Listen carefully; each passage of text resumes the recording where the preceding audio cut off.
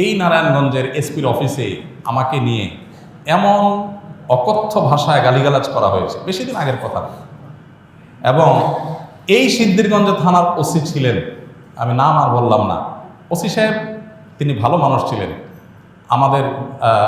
আমার পক্ষে ছিলেন। আমি একটা মাসআলা দেওয়ার কারণে সেখানে আমাকে ডেকে নিয়ে অকথ্য গালিগালাজ, আর ওসিরে বলতেছে যে থানায় নিয়ে প্লাস দিয়া হাত পায়ের নখুটে দিবা, আমার সামনে বসায় দেয়। বুঝতে পেরেছেন? খুব গর্ব করে তিনি অমুক ছাত্র রাজনীতি করতেন, গর্ব করে বলতেছেন আমি ছাত্রলীগের রাজনীতি করতাম। এই নারায়ণগঞ্জের এসপি, এই বর্তমান এসপির কথা বলছি না, এর আগে যিনি ছিলেন। তো এটা আমাকে বসায় নিয়ে থ্রেট দেওয়া, মাসআলা, আমি ওনাকে বললাম মাসআলা, আমার মাসআলা বলার ক্ষেত্রে কথা বলার অধিকার থাকবে আলেমদের। আপনি পুলিশ হিসাবে আপনি তো বলতে পারেন না মাসআলা আমি কোনটা বলবো কোনটা বলবো না, কোনটা সঠিক কোনটা বেঠিক, এটা তো আপনার বলার বিষয় না, তো আলেমরা বলতে পারে। উনি খেপে গেলেন এবং সবার সামনে যাচ্ছে তা আচরণ করলেন। কত শত অভিজ্ঞতা আছে, এগুলো তো আমি মানে সব কিছু বলার সুযোগ পাই না, আর বিশেষ করে বলতেই তো পারি না। কারণ কোনো স্ট্যাটাস আমরা লিখেছি, সেখানে দেখা গেছে যে 5টা এজেন্সি থেকে ফোন চলে আসছে, হ্যাঁ আপনি এটা কেন লিখলেন, ওইটা কেন লিখলেন, চাপাচাপি শুরু হয়ে গেছে। আমাদের ফাউন্ডেশনের সমস্ত হিসাব নিকাশ পুঙ্খানুপুঙ্খভাবে রাখার পর সেটা আবার আমরা ভালো অডিট ফার্মের মাধ্যমে অডিট করে একেবারে এমনভাবে রাখি যে তিল তিল করে আমরা হিসাব ফেসবুকে পর্যন্ত দিয়ে দিই, কোনটা কত দিকিনি সেটা পর্যন্ত আমরা দিয়ে দিই। এত কিছুর পরও দেখা গেল যে আমাদেরকে বিভিন্নভাবে নাজেহাল করার চেষ্টা করা হতো কোনো লোক। আলহামদুলিল্লাহ এর মধ্যেও প্রশাসনের উপরস্থ কিছু কিছু মানুষ পরেশান করলেও নিচু পর্যায়ের বা মাঝারি বা কোনো উপরস্থ কর্মকর্তাদের সহযোগিতাও ছিল। তাদের সহায়তা না থাকলে এতদূর আমরা আসতে পারতাম না। কিন্তু একটা বড় অংশ আমাদেরকে দৌড়ের উপর রাখতো। ইস্তেসকার নামাজের ঘোষণা দিছি, আমার বাসার নিচে দেখি যে বিভিন্ন গোয়েন্দা সংস্থার গাড়ি বোঝাই করা, মানসিকভাবে পেরেশানি। বাবা ইস্তেসকার নামাজ পড়বো, একটা নিরীহ একটা ইবাদত, আল্লাহর কাছে দোয়া করবো দেশের ভালোর জন্য। সেখানে দেখা গেল যে আমি বাসার থেকে বের হইতে না হইতে দেখি যে মানে একেবারে চারপাশে ঘিরে ধরছে, সোজা কথা মানসিক চাপ যেটাকে বলে সেটা দিয়ে রাখা। কত কাহিনী এবং কত ঘটনা যে ঘটেছে সেটাতে বলা হয়। জোর করে সরকারি বিভিন্ন অনুষ্ঠানে নেওয়ার জন্য একবার একজন এডিশনাল এসপি, তার নামটা আমার মোবাইলে সেভ করা আছে, আমি নাম আর বললাম না, উনি ফোন দিয়ে বলতেছেন যে আমি অমুক। তো আমি বললাম হ্যাঁ বলেন।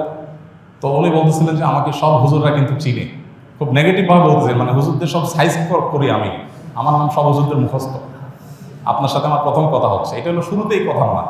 এবার কি হয়েছে, বলেছে একটা অনুষ্ঠানে যাইতে হবে আপনাকে, সেখানে অমুক অমুক থাকবে, রাষ্ট্রের সবচেয়ে বড় বড় পর্যায়ের লোক তারা থাকবেন, আপনাকে যেতে হবে। কি হয়েছে সেখানে আপনাকে একটা বক্তব্য দিতে হবে। তো আমি বুঝছি যে আমাকে একটা প্ল্যান ওয়াইজ আমাকে দিয়ে একটা জিনিস করানো হবে। আমি বিভিন্নভাবে অপারগতা প্রকাশ করলাম, বলে যে রাষ্ট্রের প্রয়োজন আপনি অস্বীকার করতেছেন। হ্যাঁ আমার রাইট আছে, রাষ্ট্র চাইলে আমার সেখানে বাধ্য করতে পারে না, আমি সাধারণ নাগরিক। যাই হোক, পরে শেষ পর্যন্ত আমার সেখানে যাওয়া লাগে না আলহামদুলিল্লাহ। এরকম পরিস্থিতি হয়েছে। সর্বশেষ এই যে আমাদের আসিফ মাহতাব গ্রেপ্তার হলো, তার নিয়ে পোস্ট দিলাম, আমাকে আমার এক ভাই সোর্স তিনি বললেন যে ভাই আপনি বাসায় থাকেন না। তো রাতে, এই কয়দিনের আগের কথা, রাতে যায় আরেক বাসায় যায় শুইতাম, এই কয়দিন আগের কথা। আগের বাসায় গিয়ে পালায় থাকতাম। একদিন আসরের পরে বাসার সামনে মোটরসাইকেলে 2টা লোক আসছে। আমার বাসা এমন এক জায়গায়, আশেপাশে কোনো মানুষজন নাই, এখানে কেউ রিক্সাও চলে না, কোনো সাধারণ গাড়ি দিয়ে নিজস্ব গাড়ি ছাড়া যাওয়ার সুযোগ নেই। এরকম একটা জায়গায় থাকি আমি, সব মরুভূমি, আশেপাশে ঘাস, মানুষজন নেই। সেখানে কোনো মানুষ আসা তো স্বাভাবিক না। 2জন মানুষ আসরের আগ থেকে এসে অপেক্ষা করলো। তারা মনে করেন এত লম্বা সময় আসে, নিশ্চয়ই ওয়াশরুমে গেছে লম্বা সময় ধরে। মাগরিবের নামাজ পড়লাম, ওযু ছাড়াই নামাজ পড়লো আমাদের সাথে। ওখানে যে জামাত হয় এটা জানার কথা না, আমার বাসার নিচে গ্যারেজে ছোট্ট করে একটা রোড, আমরা জামাতে নামাজ পড়ি। যাই হোক, এরপরে যাওয়ার সময় আমাদের একজনকে জিজ্ঞেস করলো অমুককে তমুককে, নাম জিজ্ঞেস করলো, তখন আমরা বুঝলাম যে এটা সংস্থার লোক। তো এইভাবে দৌড়ের উপরে এদেশের সবাই কম বেশি ছিল, নানাভাবে ছিল। আমার নামে ফাইল তৈরি করা হয়েছে, এমন ফাইল হয়েছে যে আমাদেরকে অনেকে বলতো যে আপনার ফাইল এমন মোটা হয়েছে যে কোনো মুহূর্তে আপনাকে ধরবে। এই মানে আন্দোলন যদি না হইতো আর সফল যদি না হইতো, তো হয়তো এরপরে আমাদেরকে আয়নাঘরে যাওয়া লাগতো। বুঝে আসছে কথা? তো এরকম একটা পরিস্থিতি এই দেশে তৈরি হয়েছে যে আসলে আমরা কেউ যে খুব ভালো ছিলাম বা ভালো থাকতে পারি সেই সুযোগ কারণই নাই।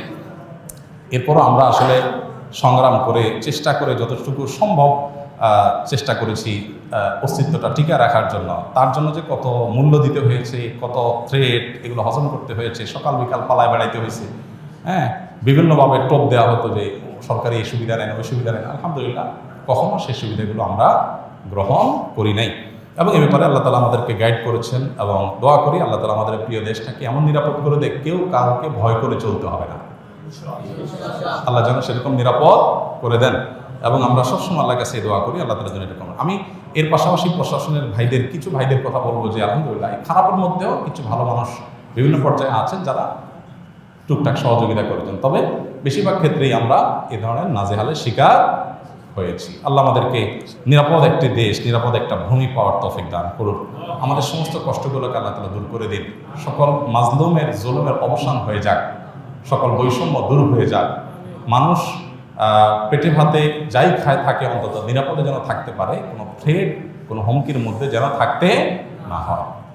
কোনো একটা কথা লিখলে, কোনো একটা কথা বললে যদি 5টা টেলিফোন আসে আর চাপ আসতে থাকে, তাহলে মানুষ স্বাধীনভাবে কোনো কথা বলতে পারে না। আর মানুষ যখন লেজ বড় হয় বা গাছ যখন বড় হয় তখন বাতাসও বেশি ধরে। কাজ যাদের যত বেশি তাদের উপরে প্রেশারও তত বেশি আসে। আল্লাহ তাআলা এই প্রেশার মুক্তভাবে, অন্তত অন্যায়ভাবে যে প্রেশারগুলো হয় এগুলো মুক্তভাবে আল্লাহ তাআলা আমাদের সবাইকে এই প্রিয় মাতৃভূমিতে চলার তৌফিক দান করুন।